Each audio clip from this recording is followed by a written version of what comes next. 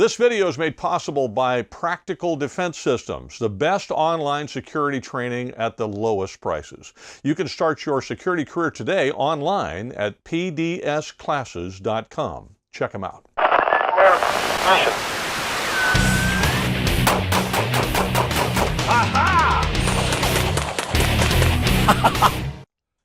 Hi, this is Joel Persinger. I'm the Gun Guy. Thank you very much for all of your support on GunGuyTV. Hey, I'm doing gun videos again. How about that? After all of the coronavirus stuff, it's nice to actually get back on the range. I was able to spend some time on the range the other day, and I actually got some rifles out there, shot some video, and I'm going to tell you about one of them in just a second. I want to remind you to please check us out on these other platforms as well, because you never know what's going to happen with YouTube. Gun Streamer has turned out to be kind of iffy, so I don't know if I'll continue there or not, but certainly the other ones seem to be pretty good. Utah Gun Exchange and BitChute seems to be the most reliable of the bunch. Facebook, YouTube, and of course Vimeo. So check out one of those, and then if you wouldn't mind, check out the GunGuyTV Firearms podcast. I do post a video version of it here, but it's also available on your favorite podcast player. A lot of folks listen to it on the way to work or on the way home. Okay. I took 3 rifles with me to the range the other day. Pardon the pun, I had a blast because I went to the range and I actually got to shoot for a while. One of the rifles I took is this one, which has become one of my favorite rifles and arguably my favorite bolt-action rifle of all the bolt guns that I own. And I'm going to tell you about it here in just a second. And then I also took my Saiga rifle, Saiga, however you say that. I don't know. I'm not a Russian. I'm an American. I took that one with me. I have some comments about that and what I'm going to do to make that better, because in many ways it's awesome and in many ways it sucks. We'll talk about that in a different video.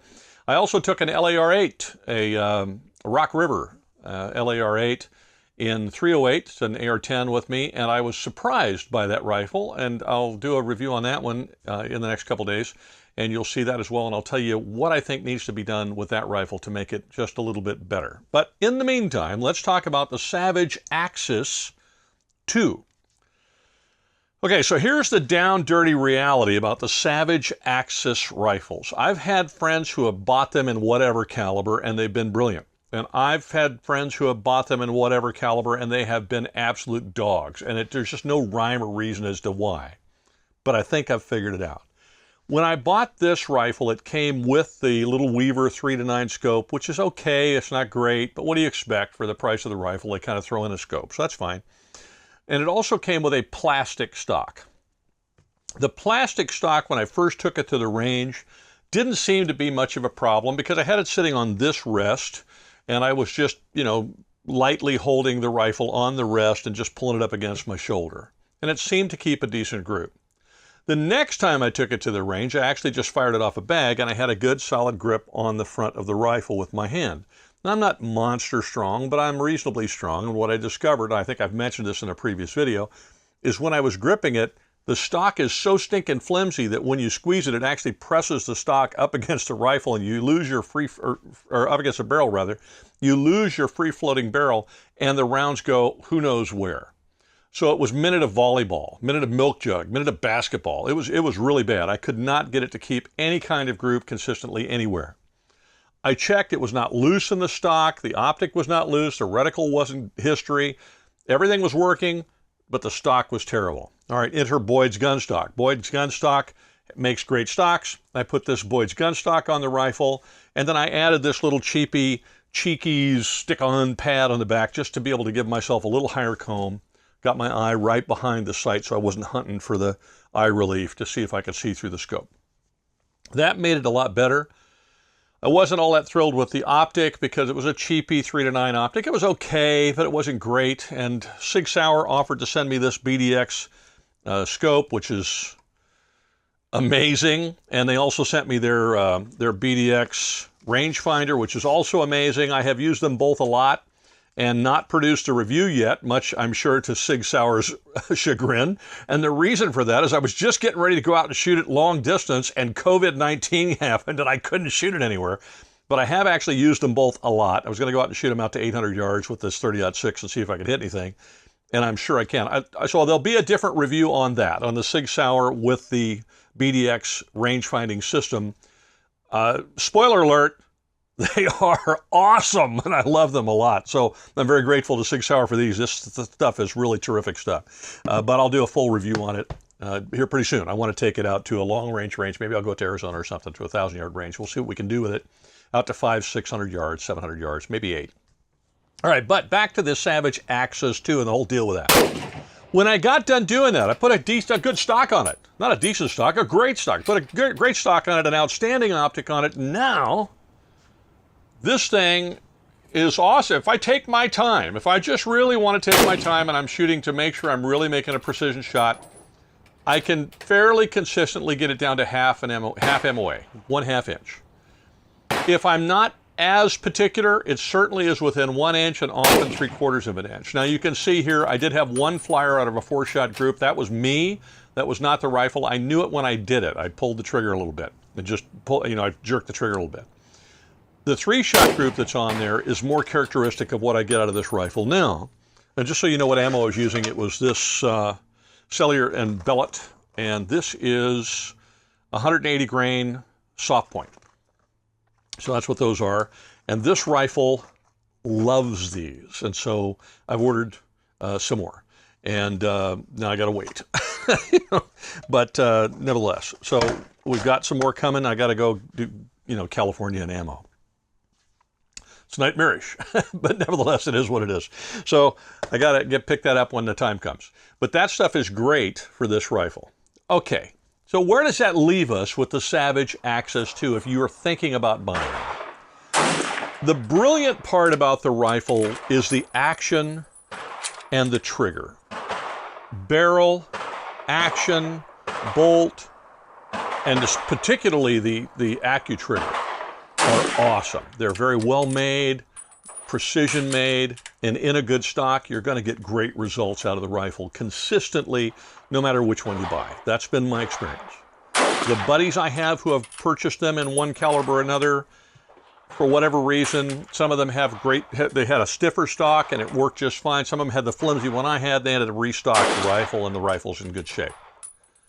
So, I want to say to Savage, come on, Savage, get a grip. Can you make a consistently good stock for this inexpensive beginner sort of starting rifle?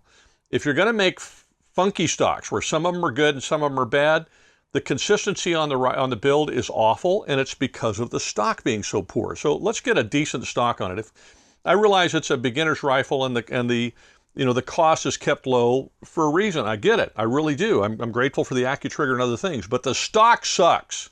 Let's just call it what it is. And maybe you can invest in a little bit better stock, even if you needed to raise the price point a little bit.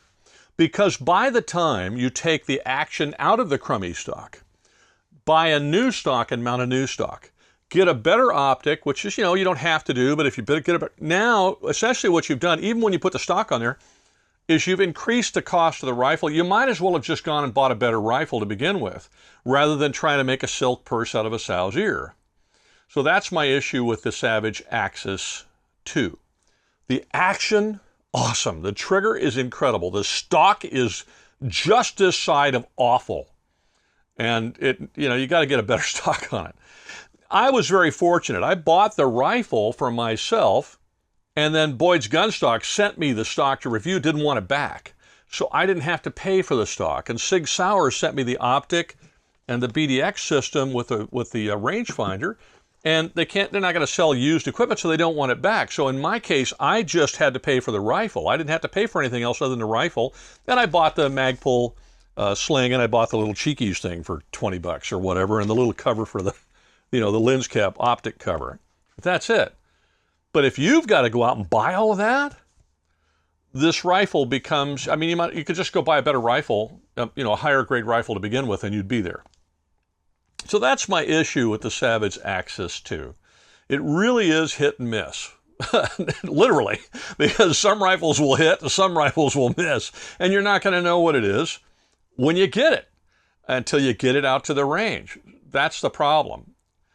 If Savage could put a consistently decent, just not a great stock, but at least one with some stiffness so that it's going to be consistently on paper, and you're going to get 1 MOA out of it, or even, you know, a little bit bigger than that. That's fine. You know, you're hunting deer or whatever. If you can keep it inside of a dessert plate at whatever distance you're using, you've hit the button and the deer falls over, or whatever animal it is.